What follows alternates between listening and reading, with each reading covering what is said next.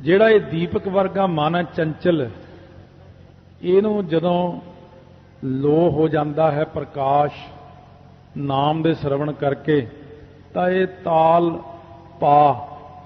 ਤਾਲ ਸਰੂਪ ਦਾ ਗਿਆਨ ਪ੍ਰਾਪਤ ਕਰ ਲੈਂਦਾ। ਉਸ ਵਕਤ ਸਰੂਪ ਦਾ ਗਿਆਨ ਪ੍ਰਾਪਤ ਕਰਨੇ ਕਰਕੇ ਅਸਲ ਵਿੱਚ ਇਹ ਸਾਰੀ ਚੀਜ਼ ਨੂੰ ਸਮਝਣ ਦੀ ਲੋੜ ਹੈ। ਆਪਾਂ ਪਹਿਲਾਂ ਵੀ ਇਹ ਬਹੁਤ ਸੁਣ ਲਿਆ, ਸਰੂਪ ਦਾ ਗਿਆਨ, ਕੈ ਸਰੂਪ ਗੀਤ ਗਾਵੇ, ਕੈ ਸਰੂਪ ਧਿਆਨ ਲਾਵੇ, ਪਹਿਲਾਂ ਵੀ ਸੁਣਿਆ ਆਪਾਂ ਨੇ। ਜਿਹੜਾ ਆਪਣੇ ਹਿਰਦੇ 'ਚ ਅੰਦਰ ਸਰੂਪ ਆਪਣਾ, ਜਦੋਂ ਤੱਕ ਉਹ ਸਰੂਪ ਦਾ ਗਿਆਨ ਨਹੀਂ ਹੁੰਦਾ, ਉਦੋਂ ਤੱਕ ਚੰਚਲ ਮਨ ਟਿਕਦਾ ਨਹੀਂ।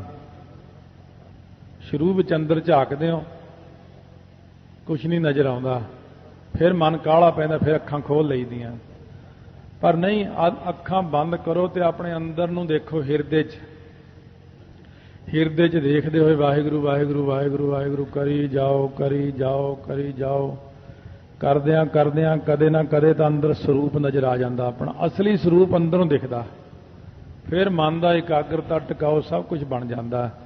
ਸੁਣਿਆ ਪੋਹ ਨਾ ਸਕੈ ਕਾਲ ਮੌਤ ਜਮਦੂਤ ਧਰਮ ਰਾਜਾ, ਇਹ ਸਾਰੇ ਪ੍ਰਕਾਰ ਦੀਆਂ ਚੀਜ਼ਾਂ ਪੋਹ ਨਹੀਂ ਸਕਦੀਆਂ, ਦੇਖ ਨਹੀਂ ਸਕਦੀਆਂ ਆਪਣੇ ਵੱਲ, ਇਹਨਾਂ ਦਾ ਕੋਈ ਪ੍ਰਭਾਵ ਨਹੀਂ ਪੈਂਦਾ। ਕਿਉਂਕਿ ਜਿਹੜਾ ਬੰਦਾ ਨਾਮ ਸ਼ਰਵਣ ਕਰਨ ਲੱਗ ਜਾਵੇ, ਮੂਲ ਮੰਤਰ ਗੁਰਬਾਣੀ ਕੀਰਤਨ ਕਥਾ ਸ਼ਰਵਣ ਕਰਨ ਲੱਗ ਜਾਂਦਾ ਹੈ, ਜਿਹਦੇ ਕੰਨਾਂ ਵਿੱਚ ਪੈਣ ਲੱਗ ਜਾਏ ਗੁਰਬਾਣੀ, ਜਿਹੜਾ ਕਹੇ ਵੀ ਮੈਂ ਹੋਰ ਕੁਝ ਨਹੀਂ ਸੁਣਨਾ, ਮੈਨੂੰ ਹੋਰ ਕੁਝ ਚੰਗਾ ਹੀ ਨਹੀਂ ਲੱਗਦਾ, ਜਿਹੜਾ ਗੁਰਬਾਣੀ 24 ਘੰਟੇ ਸੁਣਦਾ ਹੀ ਰਹਿੰਦਾ ਹੈ। ਮਹਾਰਾਜ ਕਹਿੰਦੇ ਨਾਨਕ ਭਗਤਾਂ ਸਦਾ ਵਿਗਾਸ, ਉਹਨਾਂ ਗੁਰਮੁਖਾਂ ਨੂੰ ਸਦਾ ਹੀ ਵਿਗਾਸ ਖੇੜਾ ਬਣ ਜਾਂਦਾ ਹਿਰਦੇ ਦੇ ਵਿੱਚ। ਸ਼ਰਵਣ ਕਰਨ ਨਾਲ ਖਿੜਦਾ ਹੈ। ਕੋਈ ਬੰਦਾ ਮੁਰਝਾਇਆ ਬੈਠਾ, ਦਿਲ ਸਿੱਟ ਕੇ ਬੈਠਾ, ਬੜਾ ਕਰਜ਼ਾਈ ਹੈ ਕਿਸੇ ਵੀ ਗੱਲੋਂ, ਕਿਸੇ ਬੰਦੇ ਨੇ ਆ ਕੇ ਉਹਨੂੰ ਕਿਹਾ ਤੇਰਾ ਸਾਰਾ ਕਰਜ਼ਾ ਮਾਫ ਹੋ ਗਿਆ, ਇੱਕਦਮ ਖਿੜ ਗਿਆ ਉਹ, ਅੱਛਾ ਖੁਸ਼ ਹੋ ਜਾਂਦਾ। ਮੁਰਝਾਇਆ ਬੈਠਾ, ਪਤਾ ਨਹੀਂ ਕੀ ਹੋਏਗਾ, ਕੋਈ ਆ ਕੇ ਅੱਛੀ ਗੱਲ ਸੁਣਾਉਂਦਾ ਖਿੜ ਜਾਂਦਾ। ਕਿਉਂਕਿ ਸੁਣਨ ਨਾਲ ਹੀ ਬੰਦਾ ਮੁਰਝਾਉਂਦਾ, ਸੁਣਨ ਨਾਲ ਹੀ ਖਿੜਦਾ। ਜਦੋਂ ਆਪਾਂ ਮਾੜੀਆਂ ਗੱਲਾਂ ਸੁਣਦੇ ਹਾਂ ਤਾਂ ਆਪਣਾ ਮਨ ਮੁਰਝਾ ਜਾਂਦਾ। ਜਦੋਂ ਆਪਾਂ ਨਾਮ ਨੂੰ ਸਰਵਣ ਕਰਨੇ ਆ, ਕਿਉਂਕਿ ਨਾਮ ਖੁਰਾਕ ਹੈ ਆਪਣੀ। ਰੋਟੀਆਂ ਤਾਂ ਬਹੁਤ ਖਾਧੀਆਂ ਜ਼ਿੰਦਗੀ 'ਚ, ਸਰੀਰ ਦੀ ਖੁਰਾਕ ਤਾਂ ਬੜੀ ਖਾ ਲਈ, ਦੁੱਧ ਬੜੇ ਪੀਤੇ, ਹੋਰ ਬੜੀਆਂ ਚੀਜ਼ਾਂ ਖਾਧੀਆਂ ਸਰੀਰ ਵਾਸਤੇ, ਪਰ ਆਤਮਿਕ ਤੌਰ ਤੇ ਆਤਮਿਕ ਬਲਵਾਨ ਨਹੀਂ ਹੈ। ਆਤਮਾ ਕਮਜ਼ੋਰ ਹੋ ਗਈ, ਅੰਦਰੋਂ ਮਨ ਕਮਜ਼ੋਰ ਹੋ ਗਿਆ, ਕਿਉਂਕਿ ਮਨ ਨੇ ਸ਼ਰਵਣ ਨਹੀਂ ਕੀਤਾ। ਇਸ ਕਰਕੇ ਸ਼ਰਵਣ ਕਰਨਾ ਬੜਾ ਜ਼ਰੂਰੀ ਹੈ। ਸ਼ਰਵਣ ਤੋਂ ਹੀ ਸਾਰਾ ਕੁਝ ਚੱਲਦਾ। ਕਈ ਆ ਕੇ ਕਹਿਣਗੇ ਮੈਂ ਕਥਾ ਸਿੱਖਣੀ ਹੈ, ਮੇਰਾ ਇਹੀ ਜਵਾਬ ਹੁੰਦਾ ਕਿ ਸ਼ਰਵਣ ਕਰ। ਕਥਾ ਸਿੱਧੀ ਨਹੀਂ ਸਿੱਖੀ ਜਾਂਦੀ। ਪਹਿਲਾਂ ਅਸੀਂ 10 ਸਾਲ ਤੱਕ ਕਥਾ ਸਿਰਫ ਸੁਣੀ ਹੈ, ਕੀਤੀ ਨਹੀਂ ਹੈ ਕਦੇ। ਸੁਣੀ ਗਏ, ਉਹਨੂੰ ਅੰਦਰ ਵਸਾਉਂਦੇ ਗਏ। ਜਦੋਂ ਪੂਰਾ ਅੰਦਰ 10 ਸਾਲਾਂ 'ਚ ਭਰ ਗਿਆ ਤਾਂ ਉਹ ਬਾਹਰ ਨੂੰ ਕੱਢਣੀ ਸ਼ੁਰੂ ਕਰ ਲਈ। ਹੁਣ ਪਹਿਲਾਂ ਨਾ ਸੁਣਦਿਆਂ ਨੂੰ ਅੰਦਰ ਨੂੰ ਵਸਾਓ, ਇਹਦਾ ਭਾਵ ਕੀ ਹੈ। ਕਿਤਨੀ ਮਿਹਨਤ ਕਰਨ ਤੋਂ ਬਾਅਦ ਫਿਰ ਇਸੇ ਪ੍ਰਕਾਰ ਵਾਹਿਗੁਰੂ ਵਾਹਿਗੁਰੂ ਅੰਦਰ ਕੰਨਾਂ ਨੂੰ ਸੁਣਾਈ ਜਾਓ। ਖੂਹ ਵਿੱਚ ਰੱਸਾ ਉਹਨਾਂ ਦੇਰ ਤੱਕ ਲਮਕਾਉਂਦੇ ਰਹੀਦਾ ਜਦ ਤੱਕ ਡੋਲ ਪਾਣੀ ਨੂੰ ਟੱਚ ਨਹੀਂ ਹੋ ਜਾਂਦਾ ਜਾ ਕੇ। ਜਦੋਂ ਆਪਣਾ ਡੋਲ ਪਾਣੀ ਨੂੰ ਟੱਚ ਹੋ ਗਿਆ ਜਾ ਕੇ, ਉੱਥੋਂ ਪਾਣੀ ਭਰ ਲਿਆਂਦਾ।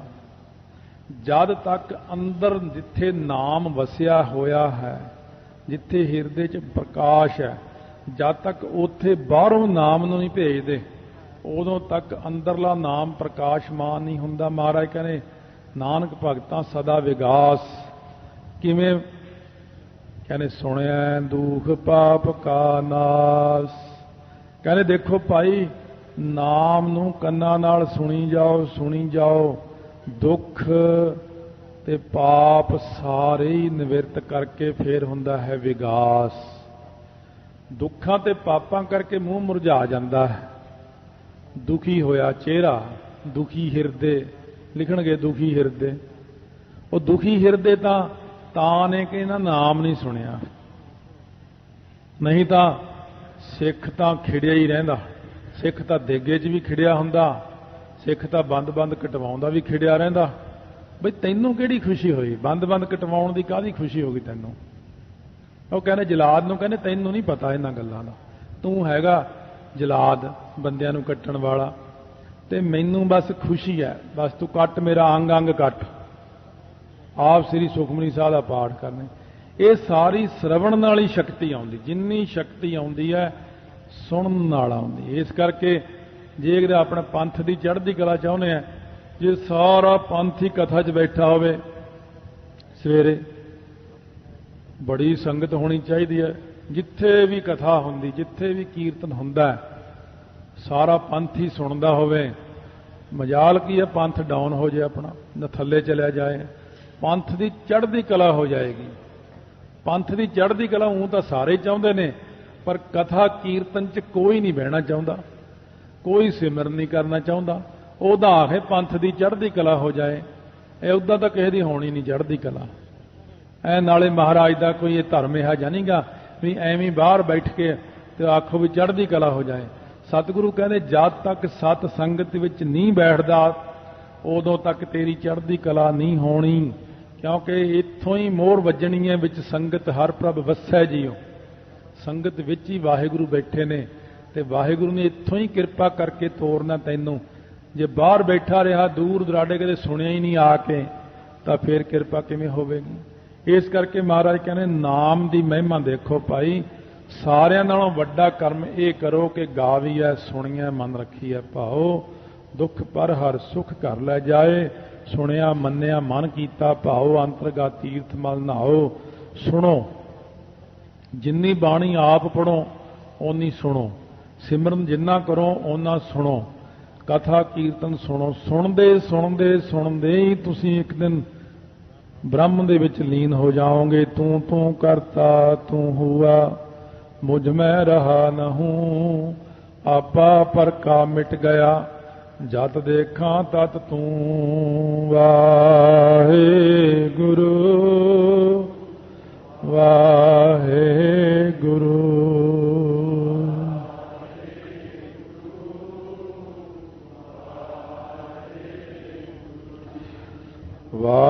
ਵਾਹਿਗੁਰੂ ਵਾਹਿਗੁਰੂ।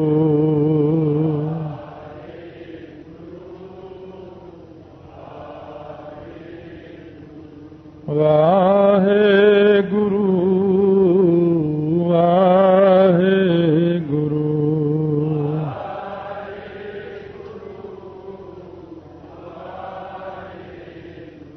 ਇਹ ਇੱਕ ਨਾਮ ਸਿਮਰਨ ਕਰਨ ਵੇਲੇ ਪ੍ਰਯੋਜਨ ਬਣਾ ਲਓ ਆਪਣਾ, ਵੀ ਜਿਹੜਾ ਮੈਂ ਮੂੰਹ ਨਾਲ ਵਾਹਿਗੁਰੂ ਕਹਿਣਾ ਹੈ ਇਹ ਪ੍ਰਯੋਜਨ ਹੈ ਮੇਰਾ, ਵੀ ਮੇਰੇ ਕੰਨ, ਮੈਂ ਆਪਣੇ ਕੰਨਾਂ ਨੂੰ ਸੁਣਾਉਣ ਵਾਸਤੇ ਮੂੰਹ ਨਾਲ ਬੋਲਦਾ।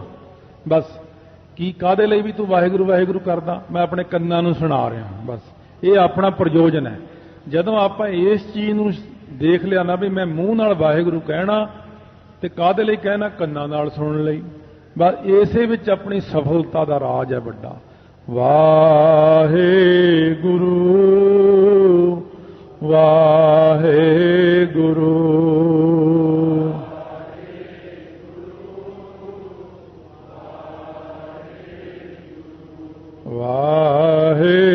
ਵਾਹਿਗੁਰੂ ਵਾਹਿਗੁਰੂ।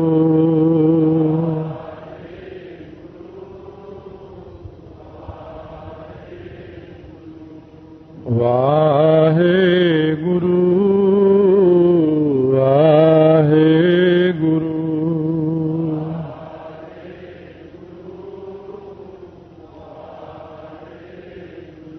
ਏਕ ਓੰਕਾਰ ਵਾਹਿਗੁਰੂ ਸਤਿਨਾਮ ਵਾਹਿਗੁਰੂ।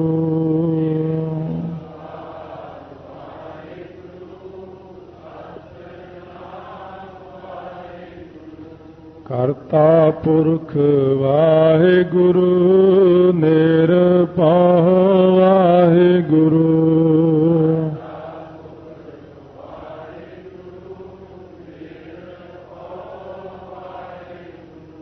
ਨਿਰਭਉ वाहेगुरु अकाल मूरत वाहेगुरु।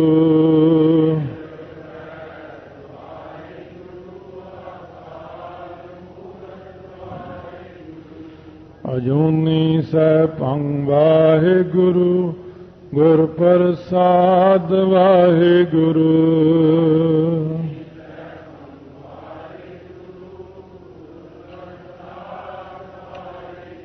जप आद सच वाहेगुरु जुगाद सच वाहेगुरु।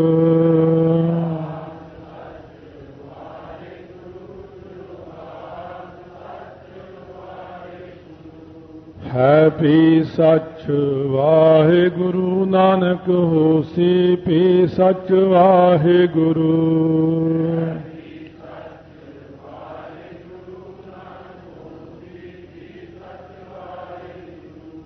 वाहेगुरु वाहेगुरु वाहेगुरु वाहेगुरु।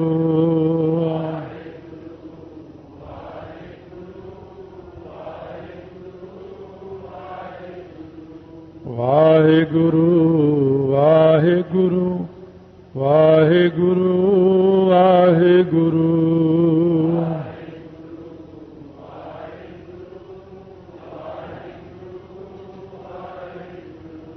सुनिया सिद्ध पीर सुरनाथ सुनिया तरत तवल आकाश। सुनिया सिद्ध पीर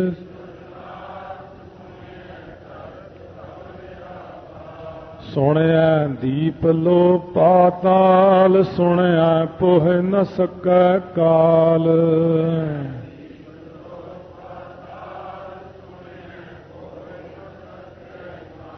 नानक भगता सदा विगास। सुनिया दुख पाप का नाश। नानक भगता सदा विगास। वाहिगुरु जी का खालसा वाहिगुरु जी की फतेह। सतगुरु गुरु नानक देव जी भी आपां नूं कहंदे नाम नूं जपो मूँह नाल ते सुनो कन्नां दे नाल। सुनिया ईश्वर ब्रह्मा इंद। हुण नाम दा श्रवण करना। नाम दे श्रवण करके ही सारा कुछ पता लगता। पहला तो सधारण सुनिया है। कदे सुनिया कदे ईश्वर ब्रह्मा इंद आम बंदे ने सुनी नहीं हुंदा कई बारी। सो ईश्वर बारे सुन के ही पता लगता है कि वो शिव जी है।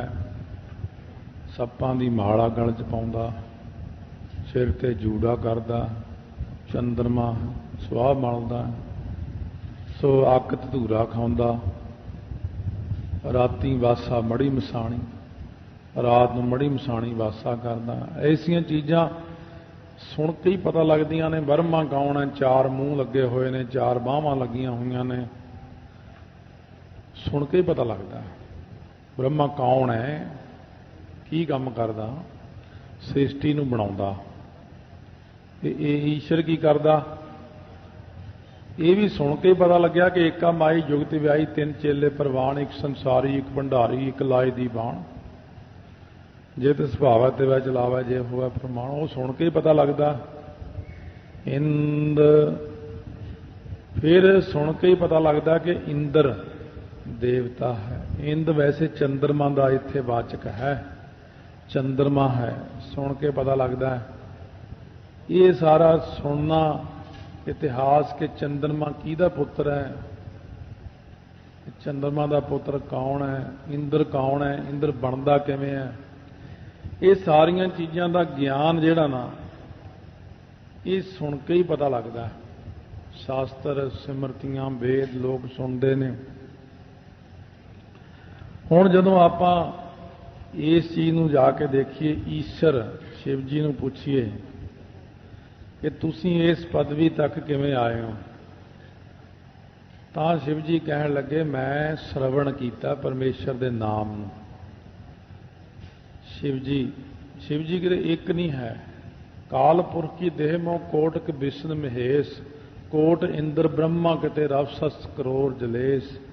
ਇਹਦਾ ਇੱਕ ਪਦਵੀ ਹੈ, ਤੁਸੀਂ ਪ੍ਰਾਪਤ ਕਰ ਲਓ, ਤੁਸੀਂ शिव जी ਬਣ ਜਾਓ। ਪਰ ਗੁਰਸਿੱਖ ਨਹੀਂ ਨਾ ਚਾਹੁੰਦਾ ਇਸ ਪਾਸੇ ਜਾਣਾ। ਰਾਜ ਨਾ ਚਾਹੋ ਮੁਕਤ ਨਾ ਚਾਹੋ ਮਨ ਪ੍ਰੀਤ ਚਰਨ ਕਮਲਾਰੇ। ਇਹ ਤਾਂ ਇੱਕ ਪਦਵੀ ਹੈ, ਪਦਵੀ ਜਿਹਨੂੰ ਮਰਜ਼ੀ ਪਰਮੇਸ਼ਰ ਦੇ ਸਕਦੇ ਨੇ। ਇਸ ਕਰਕੇ ਮਹਾਰਾਜ ਕਹਿੰਦੇ ਨਾਮ ਦੇ ਸ਼ਰਵਣ ਕਰਕੇ ਹੀ ਈਸ਼ਰ ਬਣਿਆ ਹੈ, ਨਾਮ ਦੇ ਸ਼ਰਵਣ ਕਰਕੇ ਹੀ ਬ੍ਰਹਮਾ ਬਣਿਆ। ਭਲਾ ਬ੍ਰਹਮਾ ਨੇ 10 ਲੱਖ ਵਾਰਾ ਤਪ ਕੀਤਾ ਦੇਵੀ ਦਾ, ਦੇਵੀ ਪ੍ਰਗਟ ਹੋ ਗਈ। ਵਰ ਮੰਗ, ਕਹਿੰਦੇ ਮੈਨੂੰ ਸ੍ਰਿਸ਼ਟੀ ਦੇ ਰਚਣ ਦਾ ਬਲ ਬਖਸ਼ੋ। ਕਹਿੰਦੇ ਉਹ ਤਾਂ ਨਹੀਂ ਮੈਂ ਦੇ ਸਕਦੀ, ਹੋਰ ਜੋ ਮਰਜ਼ੀ ਮੰਗ ਲੈ। ਫਿਰ ਕਹਿਣ ਲੱਗੇ ਮੈਨੂੰ ਦੱਸੋ ਉਪਾਅ। ਕਹਿੰਦੇ ਪਰਮੇਸ਼ਰ ਦਾ ਤਪ ਕਰ, ਪਰਮੇਸ਼ਰ ਦੀ ਭਗਤੀ ਕਰ, ਹੌਲੀ ਹੌਲੀ ਉਚਾਰਨ ਕਰ, ਓੰਕਾਰ ਓੰਕਾਰ। ਕੰਨਾਂ ਨਾਲ ਸੁਣੀ ਜਾ, ਇਹਨੂੰ ਸਰਵਣ ਕਰ। ਫਿਰ ਪਰਮੇਸ਼ਰ ਤੈਨੂੰ ਆਕਾਸ਼ਬਾਣੀ ਰਾਹੀਂ ਪੁੱਛਣਗੇ, ਸਿੱਧੇ ਨਹੀਂ ਮਿਲਦੇ ਹੈ ਉਹ। ਫਿਰ ਪਰਮੇਸ਼ਰ ਨੇ ਪੁੱਛਿਆ ਬ੍ਰਹਮਾ ਨੂੰ, 10 ਲੱਖ ਸਾਲ ਤੱਕ ਤਪੱਸਿਆ ਕਰਨ ਤੋਂ ਬਾਅਦ ਫਿਰ ਜਾ ਕੇ ਸ੍ਰਿਸ਼ਟੀ ਦੇ ਰਚਣ ਦੀ ਸ਼ਕਤੀ ਦਿੱਤੀ ਅਕਾਲ ਪੁਰਖ।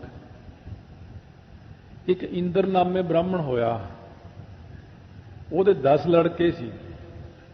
ਉਹ ਕਹਿਣ ਲੱਗੇ ਪਿਤਾ ਜੀ ਇਹ ਬ੍ਰਹਮਾ ਵਿੱਚ ਇੰਨੀ ਸ਼ਕਤੀ ਕਿਵੇਂ ਆ ਗਈ? ਕਹਿੰਦੇ ਨਾਮ ਜਪ ਕੇ ਆਈ ਹੈ, ਨਾਮ ਸਰਵਣ ਕਰਕੇ ਆਈ। ਫਿਰ ਪਿਤਾ ਜੀ ਅਸੀਂ ਵੀ ਬ੍ਰਾਹਮਣ, ਉਹ ਵੀ ਬ੍ਰਾਹਮਣ ਹੈ, ਅਸੀਂ ਵੀ ਬਣ ਸਕਦੇ ਹਾਂ ਬ੍ਰਹਮਾ? ਕਹਿੰਦੇ ਹਾਂ, ਨਾਮ ਜਪ ਕੇ ਉਹ ਬਣਿਆ, ਤੁਸੀਂ ਨਾਮ ਜਪ ਲਓ। ਉਹ ਜਿਉਂ ਬੈਠੇ ਨਾਮ ਜਪਣ, ਕਿੰਨੇ ਕਿੰਨੇ ਹਜ਼ਾਰਾਂ ਸਾਲ ਤਪੱਸਿਆ ਕਰ ਦਿੱਤੀ। ਪਰਮੇਸ਼ਰ ਨੇ ਖੁਸ਼ ਹੋ ਕੇ ਪੁੱਛਿਆ ਬੱਚਾ ਕੀ ਚਾਹੁੰਦੇ ਹੋ? ਕਹਿੰਦੇ ਮਹਾਰਾਜ ਸਾਨੂੰ ਵੀ ਬ੍ਰਹਮਾ ਦੀ ਪਦਵੀ ਦੇ ਦਿਓ, ਅਸੀਂ ਵੀ ਸ੍ਰਿਸ਼ਟੀ ਰਚਣੀ ਹੈ। ਤਥਾਸਤੂ ਹੋ ਗਿਆ ਉਸੇ ਵਕਤ। ਕਹਿਣ ਲੱਗੇ ਇਸੇ ਤਰ੍ਹਾਂ ਹੀ ਹੋ ਜਾਏਗਾ, ਲਓ ਤੁਸੀਂ ਵੀ ਸ੍ਰਿਸ਼ਟੀ ਰਚਿਆ ਕਰੋ। ਬ੍ਰਹਮਾ ਦੀ ਜਿਹੜੀ ਹੈ ਉਹ ਪਦਵੀ ਹੈ ਇੱਕ, ਜਿਹੜੀ ਕਿ ਨਾਮ ਸਿਮਰਨ ਕਰਨ ਦੇ ਨਾਲ ਮਿਲ ਸਕਦੀ ਹੈ। ਨੌਕਰੀ ਹੈ, ਨੌਕਰੀ ਤਾਂ ਅਨਪੜ੍ਹ ਨੂੰ ਵੀ ਮਿਲ ਜਾਂਦੀ ਹੈ, ਭਾਂਡੇ ਧੋਣ ਦੀ, ਜਾਂ ਕੱਪੜਾ ਚੱਕ ਚੱਕ ਫੜਾਈ ਜਾਂ ਕੱਪੜੇ ਵਾਲੀ ਦੁਕਾਨ ਤੇ। ਨੌਕਰੀ 10 ਪੜ੍ਹੇ ਨੂੰ ਮਿਲਦੀ ਹੈ, 12 ਪੜ੍ਹੇ ਨੂੰ ਮਿਲਦੀ ਹੈ। ਨੌਕਰੀ ਤਾਂ ਜਿਨ੍ਹਾਂ ਨੇ ਬਹੁਤ ਉੱਚੀਆਂ ਵਿਦਿਆਵਾਂ ਪ੍ਰਾਪਤ ਕੀਤੀਆਂ ਨੇ, 50-50 ਹਜ਼ਾਰ ਰੁਪਈਆ ਬਾਹਰਲੇ ਦੇਸ਼ਾਂ 'ਚ ਉਹ ਬੰਦੇ 50-50 ਲੱਖ ਵੀ ਕਮਾਉਂਦੇ ਨੇ।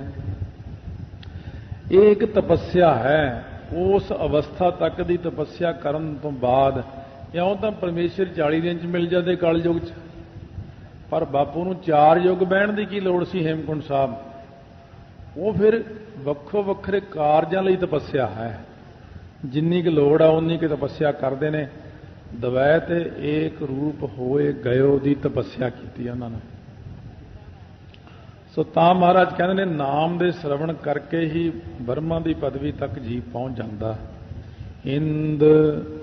ਇੰਦਰ ਦੇਵਤਾ ਵੀ ਸ਼ਰਵਣ ਦੀ ਮਹਿਮਾ ਨੂੰ ਹੀ ਕਰਕੇ ਠੀਕ ਹੋਇਆ, ਕਿਉਂਕਿ ਇਹਨੂੰ ਵੀ ਬਹੁਤ ਵੱਡੀ ਬਿਮਾਰੀ ਪੈ ਗਈ ਸੀ ਕੋਈ।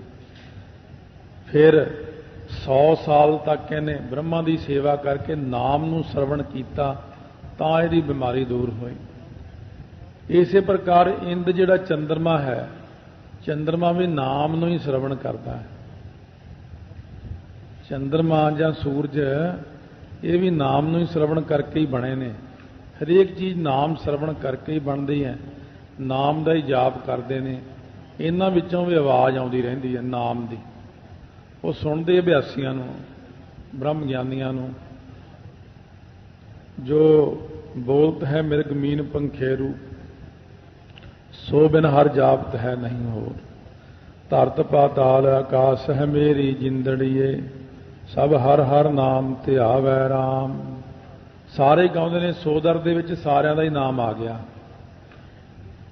ਤੋ ਜੇ ਮਹਾਰਾਜ ਸੱਚੇ ਪਾਤਸ਼ਾਹ ਕਹਿੰਦੇ ਇਹ ਈਸ਼ਰ ਬ੍ਰਹਮਾ ਇੰਦਰ ਦੀ ਪਦਵੀ ਨਾਮ ਦੇ ਸ਼ਰਵਣ ਕਰਕੇ ਹੀ ਮਿਲ ਸਕਦੀ ਹੈ, ਤਾਂ ਤੁਸੀਂ ਵੀ ਨਾਮ ਸ਼ਰਵਣ ਕਰਕੇ ਜੋ ਮਰਜ਼ੀ ਮੰਗ ਸਕਦੇ ਹੋ ਪਰਮੇਸ਼ਰ ਦੇ ਪਾਸੋਂ। ਹੁਣ ਇਹਨਾਂ ਦੇ ਕੋਲ ਜਾ ਕੇ ਜੇ ਪੁੱਛੋ ਈਸ਼ਰ ਬਰਮਾ ਇੰਦਰ ਦੇ ਕੋਲ ਵੀ ਅਸੀਂ ਪਰਮੇਸ਼ਰ ਦੀ ਪ੍ਰਾਪਤੀ ਕਰਨੀ ਹੈ, ਇਹ ਕਹਿੰਦੇ ਨੇ ਸਾਰਿਆਂ ਨਾਲੋਂ ਪਹਿਲਾ ਸਾਧਨ ਹੈ ਹੀ ਸ਼ਰਵਣ। ਸੂਈ ਦੇ ਵਿੱਚ ਧਾਗਾ ਸਾਰਿਆਂ ਨਾਲੋਂ ਪਹਿਲਾਂ ਨੱਕੇ ਵਿੱਚ ਦੀ ਲੰਘਦਾ ਤਾਂ ਜਿੰਨਾ ਮਰਜ਼ੀ ਫਿਰ ਉਹਨੂੰ ਮਸ਼ੀਨ ਨੂੰ ਤੁਸੀਂ ਚਲਾਈ ਜਾਓ ਸਿਉਂਤਾ, ਜੇ ਧਾਗਾ ਨੱਕੇ ਵਿੱਚ ਦੀ ਨਾ ਕੱਢਿਆ ਤਾਂ ਫਿਰ ਉਹ ਸੂਈ ਜਿੰਨਾ ਮਰਜ਼ੀ ਘੁੰਮੀ ਜਾਵੇ ਉਹ ਖਾਲੀ ਚਲੀ ਜਾਂਦੀ। ਇਸੇ ਤਰ੍ਹਾਂ ਹੀ ਨੱਕੇ ਵਿੱਚੋਂ ਧਾਗਾ ਕੱਢਣਾ ਕਿਹੜਾ? ਜੇ ਕੰਨਾਂ ਨਾਲ ਵਾਹਿਗੁਰੂ ਮੰਤਰ ਸੁਣਨਾ, ਕੰਨਾਂ ਨਾਲ ਕੀਰਤਨ ਸੁਣਨਾ, ਕੰਨਾਂ ਨਾਲ ਕਥਾ ਸੁਣਨੀ। ਸਮਝ ਲਓ ਜਦੋਂ ਤੱਕ ਤੁਹਾਡੇ ਕੰਨ ਸੁਣਦੇ ਨੇ ਉਦੋਂ ਤੱਕ ਤੁਹਾਡਾ ਧਿਆਨ ਬਾਣੀ ਵਿੱਚ ਹੈ। ਜਦੋਂ ਤੁਹਾਡੇ ਕੰਨ ਸੁਣਨੋਂ ਹਟ ਗਏ ਉਦੋਂ ਤੁਹਾਡਾ ਧਿਆਨ ਕਿਤੇ ਹੋਰ ਚਲਿਆ ਗਿਆ। ਸੰਤ ਬਾਬਾ ਹਰਨਾਮ ਸਿੰਘ ਜੀ ਰਾਮਪੁਰ ਖੇੜੇ ਵਾਲੇ ਮਹਾਂਪੁਰਸ਼, ਸੱਚਖੰਡ ਵਾਸੀ, ਬ੍ਰਹਮ ਗਿਆਨੀ, ਮਹਾਰਾਜ 10ਵੇਂ ਪਾਤਸ਼ਾਹ ਨੂੰ ਹੀ ਪੁੱਛਿਆ ਕਰਦੇ ਸੀ ਸਾਰਾ ਕੁਝ। ਇਹ ਗੱਲ ਤੁਸੀਂ ਇਹ ਜਾਣ ਲਓ ਵੀ ਉਹ ਮਹਾਰਾਜ ਨੂੰ ਹੀ ਕਿਉਂ ਪੁੱਛਿਆ ਕਰਦੇ ਸੀ, ਕਿਉਂਕਿ ਉਹ ਜਦੋਂ ਆਪਣੇ ਨਗਰ ਦੇ ਵਿੱਚ ਰਹਿੰਦੇ ਸੀ ਤਾਂ ਉਸ ਵਕਤ ਉਹਨਾਂ ਦੇ ਪਿੰਡ ਦੇ ਬਾਹਰ-ਬਾਹਰ ਛੱਪੜ ਦੇ ਉੱਤੇ ਇੱਕ ਸਾਧੂ ਆ ਕੇ ਬੈਠਾ ਸੀ। ਉਹਨਾਂ ਨੇ ਪ੍ਰਸ਼ਾਦਾ ਛਕਾਇਆ, ਦੁਪਹਿਰੇ ਸ਼ਾਮ, ਦੁਪਹਿਰੇ ਫਿਰ ਦੂਜੇ ਦਿਨ ਦੁਪਹਿਰੇ ਸ਼ਾਮ, ਤੀਜੇ ਦਿਨ ਸਾਲ 2 ਸਾਲ 12 ਸਾਲ ਉਹ ਸਾਧ ਨੂੰ ਰੋਟੀ ਖਵਾਈ। ਉਹ ਧੂਣੀ ਲਾ ਕੇ ਬੈਠਾ ਰਹੇ, ਸਮਾਧੀ ਲਾ ਲਿਆ ਕਰੇ। ਬਾਬਾ ਜੀ ਕਹਿੰਦੇ ਇੱਕ ਦਿਨ ਮੈਂ ਉਹਨੂੰ ਜਾ ਕੇ ਕਿਹਾ, ਮਹਾਂਪੁਰਸ਼ੋ 12 ਸਾਲ ਹੋ ਗਏ ਨੇ, ਮੈਨੂੰ ਵੀ ਕੋਈ ਨਾਮ ਦਾ ਕਿਣਕਾ ਦਿਓ, ਮੇਰੇ ਤੇ ਵੀ ਕਿਰਪਾ ਕਰੋ। ਅੱਗਿਓਂ ਜਟਾਂ ਵਾਲਾ ਸਾਧ ਕਹਿੰਦਾ, ਬੱਚਾ ਸਾਡੇ ਭੇਖ 'ਚ ਆ, ਪਹਿਲਾਂ ਜਟਾਂ ਰੱਖ ਸਵਾਹ ਮਲ ਪਿੰਡੇ ਨੂੰ, ਫਿਰ ਤੈਨੂੰ ਅਸੀਂ ਗੁਰਮੰਤਰ ਦਿਆਂਗੇ ਆਪਣਾ। ਬਾਬਾ ਜੀ ਕਹਿੰਦੇ ਮੇਰਾ ਮਨ ਭਰ ਗਿਆ ਉੱਥੇ। ਕਹਿੰਦੇ ਮੈਂ ਉਸੇ ਤਰ੍ਹਾਂ ਹੀ ਘਰ ਆ ਗਿਆ ਉੱਠ ਕੇ। ਘਰ ਗੁਰੂ ਗ੍ਰੰਥ ਸਾਹਿਬ ਦਾ ਪ੍ਰਕਾਸ਼ ਸੀ। ਆ ਕੇ ਗੁਰੂ ਗ੍ਰੰਥ ਸਾਹਿਬ ਨੂੰ ਮੱਥਾ ਟੇਕ ਕੇ ਪਹਿਲਾਂ ਉੱਚੀ ਉੱਚੀ ਮੈਂ ਰੋਇਆ ਬੜਾ। 12 ਸਾਲਾਂ ਬਾਅਦ ਮੈਨੂੰ ਸਵਾਹ ਮਿਲੀ। ਮਹਾਰਾਜ ਨੂੰ ਕਹਿੰਦੇ ਜੇ ਮੈਂ 12 ਸਾਲ ਤੇਰੀ ਸੇਵਾ ਕਰਦਾ ਮੈਨੂੰ ਹੁਣ ਤੱਕ ਬ੍ਰਹਮ ਗਿਆਨ ਹੋ ਜਾਣਾ। ਉਹ ਸਾਧੂ ਕਹਿੰਦਾ ਸਵਾਹ ਮਿਲੀ। ਬਾਬਾ ਜੀ ਨੇ ਮਹਾਰਾਜ ਨੂੰ ਖੜ ਕੇ ਕਹਿਤਾ, ਅੱਜ ਤੋਂ ਮੇਰਾ ਸੰਤ ਵੀ ਤੂੰ ਹੀ ਹੈ, ਮੇਰਾ ਗੁਰੂ ਵੀ ਤੂੰ ਹੀ ਹੈ, ਮੇਰਾ ਸਾਰਾ ਕੁਝ ਤੂੰ ਹੀ ਹੈ, ਮੈਂ ਤੁਹਾਡੇ ਤੋਂ ਬਿਨਾਂ ਕਿਸੇ ਨੂੰ ਨਹੀਂ ਪੁੱਛਣਾ ਹੋਰ। ਉਦੋਂ ਤੋਂ ਲੈ ਕੇ ਬਚਪਨ ਤੋਂ ਲੈ ਕੇ ਗੁਰੂ ਗ੍ਰੰਥ ਸਾਹਿਬ ਨੂੰ ਪੁੱਛਿਆ, ਭਗਤੀ ਕਰਦਿਆਂ ਕਰਦਿਆਂ ਸਾਖਿਆਤ ਹੋ ਗਏ ਪ੍ਰਮਾਤਮਾ। ਮਹਾਰਾਜ 10ਵੇਂ ਪਾਤਸ਼ਾਹ ਨੂੰ ਇੱਕ ਇੱਕ ਗੱਲ, ਛੋਟਾ ਛੋਟਾ ਪੁਆਇੰਟ ਵੀ ਮਹਾਰਾਜ ਨੂੰ ਪੁੱਛਦੇ ਰਹਿੰਦੇ ਸੀ। ਮਹਾਰਾਜ ਬਾਣੀ ਕਿਵੇਂ ਪੜ੍ਹਨੀ ਚਾਹੀਦੀ ਸਿੱਖ ਨੂੰ? ਮਹਾਰਾਜ 10ਵੇਂ ਪਾਤਸ਼ਾਹ ਵੀ ਸਿੱਧਾ ਨਹੀਂ ਕਹਿੰਦੇ। ਉਹ ਕਹਿੰਦੇ ਸਾਡੇ ਟਾਈਮ ਤਾਂ ਹਰਨਾਮ ਸਿੰਘ ਗਲ 'ਚ ਪਰਨਾ ਪਾ ਕੇ ਪੜ੍ਹਦੇ ਹੁੰਦੇ ਸੀ ਬਾਣੀ। ਆ ਹੁਣ ਸਿੱਖ ਪਰਨਾ ਪਾਉਂਦੇ ਹੀ ਨਹੀਂ ਗਲ 'ਚ, ਇਹਨੂੰ ਆਪਣੀ ਹੱਤਕ ਸਮਝਦੇ ਨੇ। ਫਿਰ ਭਾਈ ਜਿਹੜੀ ਬਾਣੀ ਕੰਨਾਂ ਨਾਲ ਸੁਣੀਏ ਪੜ੍ਹਨ ਵੇਲੇ, ਉਹੀ ਬਾਣੀ ਸਾਨੂੰ ਪ੍ਰਵਾਨ ਹੁੰਦੀ ਹੈ। ਜਿਹੜੀ ਬਾਣੀ ਕੰਨਾਂ ਨਾਲ ਨਾ ਸੁਣੀ ਭਾਈ, ਉਹ ਸਾਨੂੰ ਪ੍ਰਵਾਨ ਨਹੀਂ ਹੁੰਦੀ। ਫਿਰ ਜੇ ਸਿੱਖ ਕੰਨਾਂ ਨਾਲ ਪਾਠ ਸੁਣ ਲਵੇ ਸਾਰਾ, ਉਹ ਸਾਨੂੰ ਪ੍ਰਵਾਨ ਹੈ। ਬਾਕੀ ਦਾ ਭਾਈ ਪਾਠ ਪ੍ਰਵਾਨ ਨਹੀਂ ਹੈ ਸਾਨੂੰ। ਇਸ ਕਰਕੇ ਸੁਣਨ ਦੀ ਮਹਿਮਾ 10ਵੇਂ ਪਾਤਸ਼ਾਹ ਨੇ ਵੱਡੀ ਕਹੀ ਹੈ, ਗੁਰੂ ਨਾਨਕ ਦੇਵ ਜੀ ਨੇ ਵੱਡੀ ਮਹਿਮਾ ਕਹੀ ਹੈ। ਸੁਣਿਆ ਮੁਖ ਸਾਲਾਹਣ ਮੰਦ, ਨਾਮ ਸ਼ਰਵਣ ਕਰਨੇ ਕਰਕੇ ਜਿਹੜੇ ਮੰਦੇ ਬੰਦੇ ਨੇ ਉਹ ਮੁੱਖੋਂ ਸਲਾਉਣ ਯੋਗ ਹੋ ਜਾਂਦੇ ਨੇ। ਸੱਸੇ ਕੰਨਾਂ ਲੱਲੇ ਕੰਨਾਂ, ਸਾਲਾਹਣ। ਇਉਂ ਹੁਣ ਇਹ ਗਲਤੀ ਦੀ ਨਿਵਰਤੀ ਇੱਥੇ ਕਰ ਲੈਣੀ ਆਪਣੀ। ਸੁਣਿਆ ਮੁਖ ਸਲਾਹਣ ਮੰਦ, ਸਲਾਹਣ ਪਾਠ 99 ਬੰਦੇ ਕਰਦੇ 100 ਚੋਂ।